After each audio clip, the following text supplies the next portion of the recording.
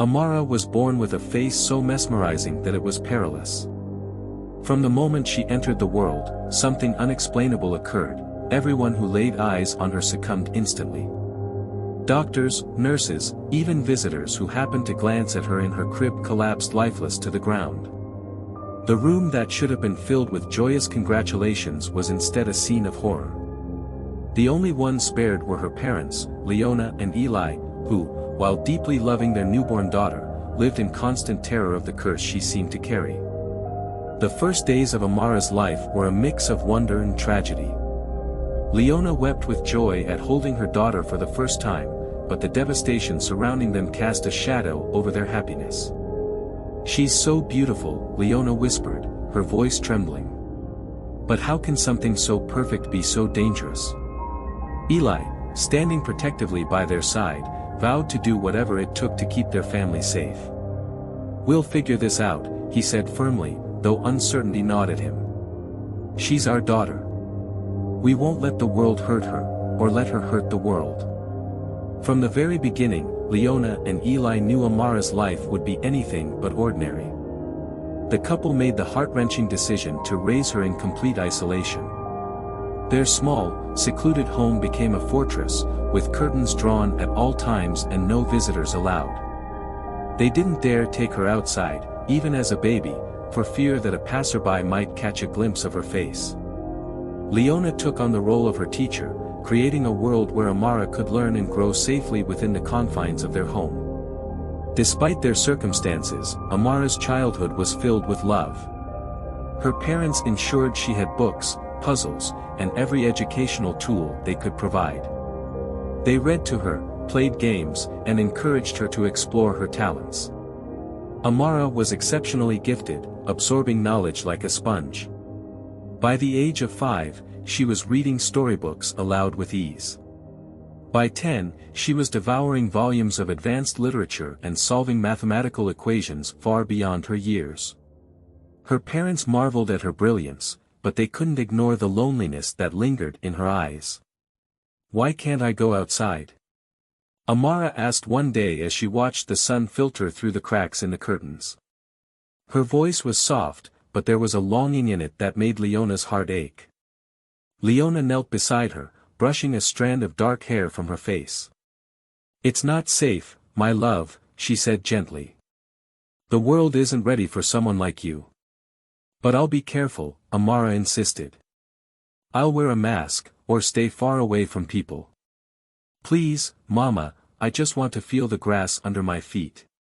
Eli, standing nearby, exchanged a troubled glance with Leona. He knew this conversation would come eventually, but it didn't make it any easier. "We understand how you feel, sweetheart," he said, crouching to meet her gaze. "But it's not just about keeping you safe. It's about protecting others, too." Amara's shoulders slumped, and she turned back to the window. She didn't ask again, but the yearning never left her. As the years passed, Amara became increasingly aware of her isolation. She often watched other children from the safety of her window, their laughter carrying through the air like a melody she could never join. She imagined what it would be like to run and play with them, to share secrets and stories, to have friends. But she knew the risk was too great. Her parents tried to fill the void with love and reassurance. "You're special, Amara," Leona would say, holding her close. "One day, the world will see how extraordinary you are." "But what if they don't?" Amara would whisper. "What if they only see the danger?" Leona had no answer to that, and the silence that followed spoke volumes. By the time Amara turned 18, the weight of her isolation had grown heavier. She had outgrown the small world her parents had built for her and yearned for something more. Her talents were undeniable, her brilliance shone in every subject she touched, but her heart ached for connection, for a life beyond the walls of their home. One evening, as the family sat around the dinner table, Amara broke the silence. "I want to go to university," she said, her voice steady but filled with determination. Leona and Eli froze, their forks hovering in midair. "Amara," Eli began cautiously, "you know how dangerous that could be." "I know," she said, meeting his gaze. "But I can't stay here forever. I want to learn more, to do something with my life. I'll be careful. I'll cover my face, no one will ever see it. Please, give me this chance." Her parents exchanged a long, silent look. They knew the risks, but they also knew they couldn't keep her hidden forever. After weeks of discussion and preparation, they agreed. Amara would attend university under strict conditions. She wrapped her face in layers of soft, black fabric, leaving only her striking green eyes visible. Her parents drove her to the campus, their hearts heavy with both pride and fear. "Remember," Leona said as they hugged her goodbye, "this is for your safety, and theirs. Be careful, my love." Amara nodded, her resolve unwavering. "I will." As she stepped onto the bustling campus for the first time, Amara felt a mix of excitement and apprehension. The world was vast and overwhelming, but it was also full of possibilities. For the first time in her life, she was taking a step toward a future she had only dreamed of. But she knew the journey ahead would not be easy. The world wasn't ready for her, and she wasn't sure if she was ready for the world. Yet, intelligence alone couldn't fill the void of loneliness. Amara often stood by the window of her secluded home, gazing out at the world she longed to join. Children ran freely across the fields, their laughter floating up to her like a melody from a life she could never have. She imagined running alongside them, sharing secrets, and feeling the simple joy of companionship. But the sight always ended with her turning away, reminded of the unbridgeable distance her curse created. Her parents, Leona and Eli, noticed the growing shadow in her eyes. They tried to comfort her with reassurances of her uniqueness. "Amara," Leona would say softly, kneeling beside her, "you're special in ways no one else could understand. The world isn't ready for you, but that doesn't make you any less extraordinary." Eli would nod, adding, "Someday, people will see you for who you really are. They'll understand how brilliant and kind you are." But deep down, Amara didn't want to be extraordinary. She wished for a normal life, a life where she could walk freely among others without fear of harming them. When Amara turned 18, Leona and Eli made the agonizing decision to let her leave home for university. They knew they couldn't shelter her forever, no matter how much they feared what could happen. It was a decision born of love and necessity, though the weight of it felt unbearable. They spent weeks preparing her for the transition. Amara wrapped her face in layers of soft cloth, leaving only her piercing green eyes visible. Her mother's hands trembled as she adjusted the final layer. "This is for your safety, and theirs," Leona said, her voice breaking. Amara nodded, holding back tears. "I'll be careful. I promise." As her parents watched her leave, they were filled with equal parts pride and fear, praying that the world wouldn't break their daughter, or that she wouldn't break it. Upon arriving at university, Amara found herself overwhelmed by the sights and sounds of a world she had only read about. The campus buzzed with life, students bustling between classes and lounging on the grass. For the first time, Amara was surrounded by people her own age, yet she felt more isolated than ever. Her intellect quickly set her apart, not for her appearance, but for her unparalleled brilliance. Professors were captivated by her sharp mind and quick problem-solving skills. They often praised her as a prodigy, calling her insights remarkable and beyond her years. But while the faculty admired her, her peers were less kind. The cloth that concealed her face sparked endless rumors. "She must be hiding something," one student whispered. "Maybe she's disfigured," another speculated. Some even suggested she was part of a strange cult, their imaginations running wild in the absence of answers. Among the most vocal critics was Lyra, a notorious bully with a sharp tongue and an insatiable hunger for attention.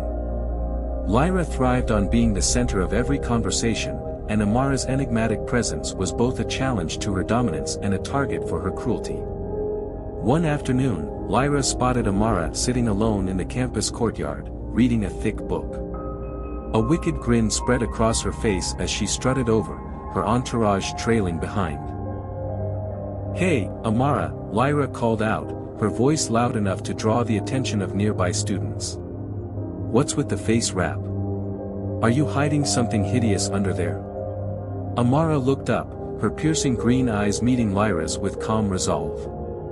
"You wouldn't want to see my face," she said softly, her tone steady but laced with warning. Lyra smirked, her voice dripping with mockery. "Oh, come on. If you're not ugly, prove it. Take that thing off and show us." Amara shook her head, her expression unchanging. "It's not about what I look like. It's about keeping everyone safe." The cryptic response only fueled Lyra's curiosity, and her determination to humiliate Amara.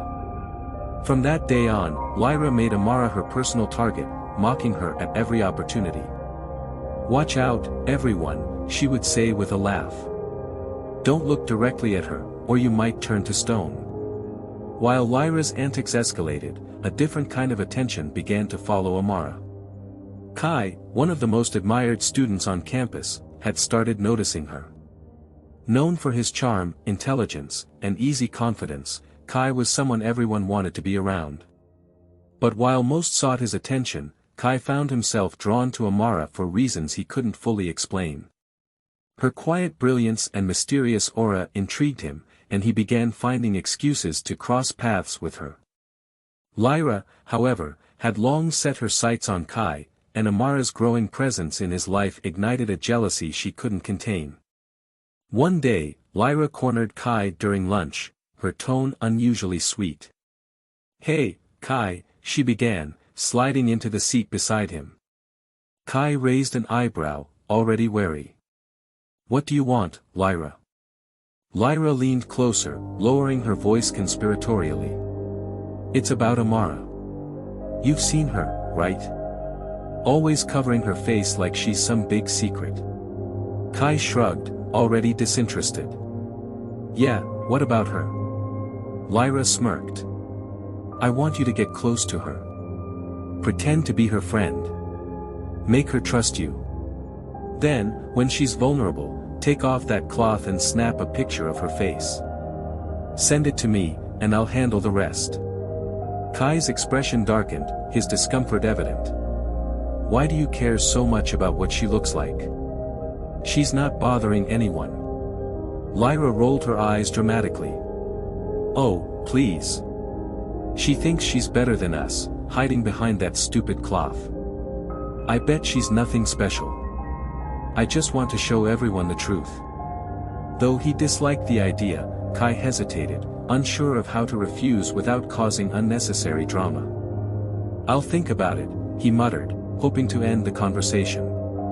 But even as Lyra walked away, satisfaction gleaming in her eyes, Kai couldn't shake the feeling that there was more to Amara than anyone realized. As Kai spent more time with Amara, his perception of her began to shift. At first, he had been intrigued by her intellect and the mystery surrounding her, but as they spent hours lost in conversation, he started to see her as so much more. Amara had a way of discussing ideas that made him feel both challenged and inspired. They debated literature, dissected philosophical concepts, and shared their dreams for the future. "I've always wanted to travel," Amara admitted one afternoon as they sat beneath a towering oak tree on campus. Her voice held a wistful tone. "To see places untouched by people. To feel the world's vastness." Kai smiled, leaning back against the tree trunk. "You'd love the mountains, then.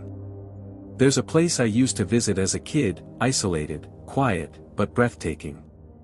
It's like standing on the edge of forever." Amara looked at him, her green eyes softening. "That sounds beautiful." In moments like these, her guard lowered ever so slightly. She didn't fully trust him, her past had taught her to be cautious, but she couldn't deny the connection she felt with him. For the first time in years, she didn't feel entirely alone. But their growing closeness didn't go unnoticed.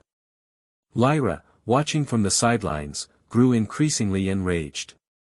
She had always viewed herself as the center of Kai's attention, even if he didn't feel the same way. Seeing him gravitate toward Amara, someone she considered beneath her, was an affront she couldn't tolerate. One afternoon, Lyra found her opportunity. She cornered Amara in the quiet hallway of the library, her eyes blazing with anger. "You think you're so clever, don't you?" Lyra spat, her voice low but venomous. "Using your little tricks to steal Kai away from me." Amara paused, then let out a soft laugh, her calm demeanor unshaken. "Steal him? From you? He's not yours to begin with, Lyra." Lyra's face reddened with fury. "You're just a freak hiding behind that cloth. No one even knows what you really look like. Kai doesn't care about you, he's just curious, like everyone else." Amara's expression hardened, her voice steady but cutting. "I'm not here for your approval, Lyra. Unlike you, I don't define myself by what others think. Maybe you should try focusing on something meaningful for once. It might surprise you." Lyra's hands clenched into fists, her humiliation palpable. Without another word, she turned on her heel and stormed off, her mind already churning with plans for revenge. Later that evening, Amara sat at home, the weight of the day pressing heavily on her. She stared at the ceiling, her thoughts swirling in a storm of frustration and longing. Finally, she turned to her mother, who was folding laundry nearby. "Mom," Amara began, her voice trembling, "graduation is coming soon, and I'm tired of hiding. I want to show my face, just once. I want to know what it feels like to be normal, even for a moment." Leona paused, the fabric slipping from her hands. She turned to her daughter, her heart aching at the raw vulnerability in her voice. "I understand, Amara," Leona said gently, sitting beside her. "You've carried this burden for so long, and it's not fair. But remember what the seer told us when you were born. The curse will break only when someone loves you for who you truly are, not for your face, not for your brilliance, but for your soul." Tears welled in Amara's eyes as she looked at her mother. "What if that person never comes? What if I'm always alone? I can't live my whole life in shadows."